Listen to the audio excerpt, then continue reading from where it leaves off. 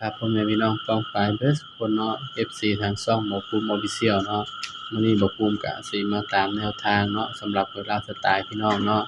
สำหรับงวดก่อนก็ถือว่าปังเนาะพี่น้องเนาะก็เข้าที่03ข้างล่างเนาะแต่ว่าบ่ภูมิก็บ่ได้เอากระดาษมาเนาะพี่น้องเนาะก็ไปตามกันต่อเลยเนาะพี่น้องเนาะของงวดวันที่20พฤษภาคม68เนาะพี่น้องเนาะสำหรับเวลาสตาร์เนาะพี่น้องตามกันต่อเลยครับ20พฤษภาคม68สำหรับหวยลาวสตาร์เนาะพี่น้อง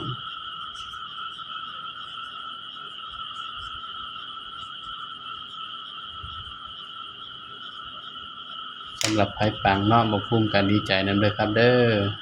ก็ดีใจกับ FC ที่ได้เนาะพี่น้องเนาะตัวเลขก็ให้เพื่อเป็นแนวทางเท่านั้นเนาะพี่น้องเนาะมีเข้าแล้วก็มีหลุดเนาะพี่น้องถ้าว่าชื่นชอบแนวทางบ่ภูมิก็ฝากพี่น้องกดไลค์กดแชร์เนาะพี่น้องเนาะสำหรับเด่นเนาะพี่น้องสำหรับเด่นก็ให้เด่นไปที่4 5 6นี่ก็คือตัวเด่นเนาะสำหรับไลฟ์สไตล์ของงวดวันที่20เนาะงวดวันที่20พี่น้องวันที่20พฤษภาคม68เนาะพี่น้องเนาะให้เด่น5 6 7 4 5 6เนาะพี่น้องเนาะให้เด่น4 5 6ก็นี่ก็มาจับคู่นำกันเลยครับพี่น้องสำหรับชุดจับคู่เนาะสำหรับชุดเด่นเนาะพี่น้อง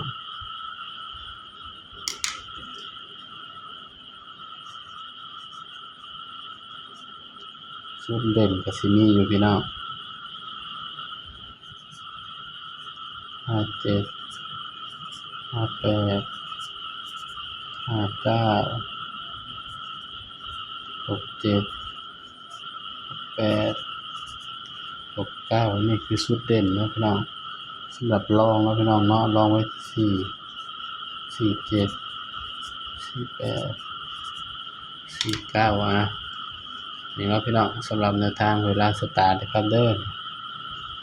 เด่น5 6เนาะรองไปที่4พี่น้องนี่ก็เป็นแนวทางเนาะครับเนาะสำหรับแนวทางเวลาสตาร์เนาะพี่น้องเนาะถ้าว่าชื่นชอบแนวทางบ่ภูมิก็ฝากพี่น้องกดไลค์กดแชร์กดติดตามช่องบ่ภูมิ Official ด้วยครับเด้อสำหรับคลิปนี้ก็ฝากพี่น้องเพียงส่ำนี้เนาะเดี๋ยวจะมาพบกันคลิปหน้า